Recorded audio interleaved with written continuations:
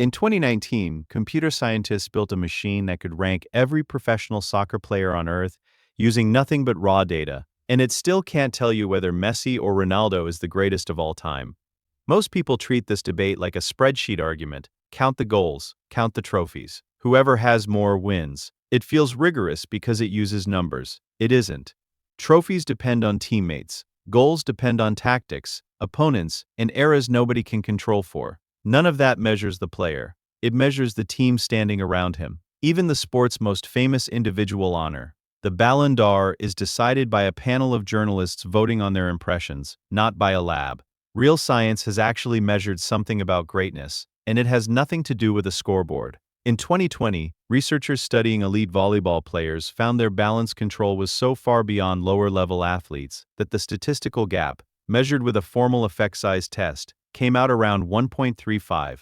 That's an enormous difference by scientific standards, the kind researchers almost never see in human traits. Balance, the thing commentators wave off as instinct, turns out to be a number you can put in a spreadsheet. It gets stranger from there. Researchers studying expert surfers and gymnasts ran the same test with the lights, so to speak, turned off. They closed the athlete's eyes mid-balance test. The experts barely swayed. Beginners wobbled immediately and had to catch themselves. Elite balance doesn't come from watching your own feet. It comes from a body that already knows where it is in space, without needing to check with the eyes first. That system lives mostly in the inner ear, and elite athletes have trained it the way most people train a jump shot.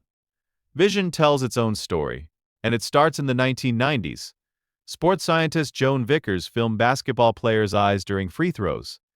Elite shooters locked their gaze on the hoop nearly a full second before releasing the ball, 972 milliseconds, compared to just 400 for weaker shooters.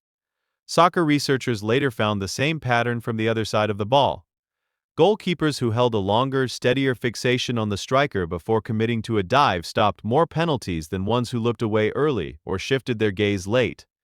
It's called the quiet eye, and it means the calmest half-second before a decision does more work than the decision itself.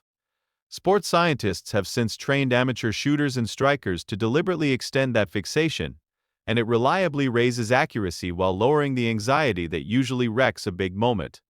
The eye isn't just watching the outcome, it's partly causing it. Reaction time research adds an even sharper twist. A struck penalty kick reaches the goal line faster than conscious human reaction time allows, which means a goalkeeper diving after the ball is already too late. So elite keepers cheat the clock legally. Biomechanics researchers found the single most reliable clue to shot direction is the position of the kicker's non-kicking foot, a signal that appears roughly 200 to 250 milliseconds before the ball is even struck. Elite goalkeepers aren't reacting to the shot.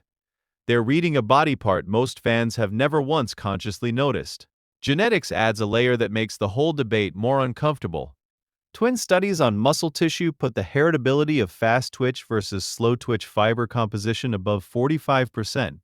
One specific gene, ACTN3, shows up disproportionately often in Olympic-level sprinters and speed skaters, tested across multiple national teams, to the point where private labs now sell consumer tests marketed around it as a so-called speed gene.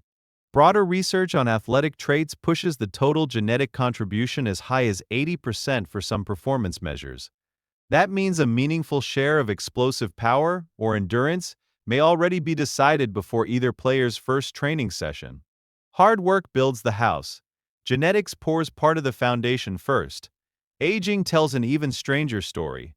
Past the age of 30, the average sedentary adult loses somewhere between 3 and 8% of their muscle mass every decade, according to research on age-related muscle loss.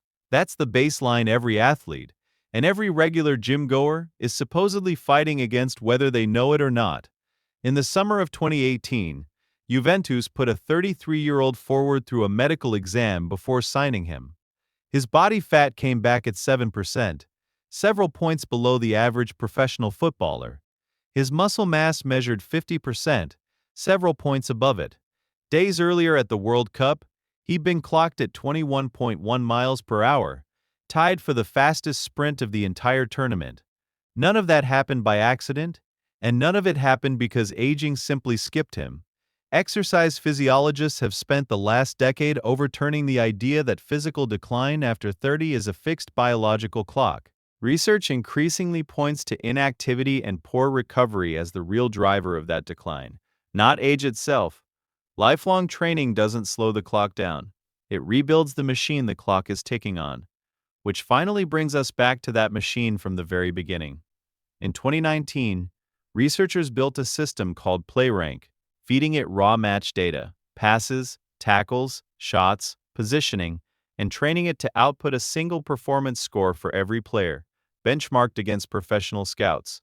It worked well enough to get published in a major computing journal, and when researchers checked its rankings against real professional scouts, it beat older ranking systems by as much as 30%. But its own creators admitted the missing piece out loud. There is no universal agreed-upon definition of greatness to weigh those numbers against. The algorithm can rank a single 90-minute match with real precision, using data nobody could track by eye in real time. It cannot rank a legacy. You've already run into every one of these mechanisms without noticing. Physical therapists use that same eyes-closed balance test after an ankle sprain, not to check the ligament, but to check whether your nervous system has actually relearned where your foot is in space.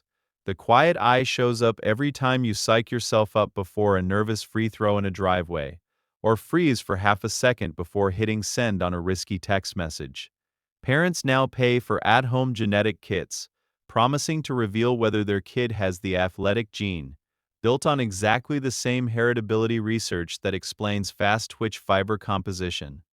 The next time a shootout ends and a goalkeeper guesses the right corner, that's not luck you just watched. That's trained pattern recognition running faster than either person on the pitch could put into words. And the aging myth is sitting inside every gym on the planet, quietly convincing otherwise healthy 35-year-olds that falling apart is scheduled, when the actual data says most of it is optional and largely reversible with the right training load. So here's where it gets genuinely uncomfortable. Balance is measurable. Vision and anticipation are measurable, down to the millisecond. Genetics is partially inherited before either player is born. Physical decline, it turns out, is negotiable. Stack all 6 of those findings together and science has done its entire job.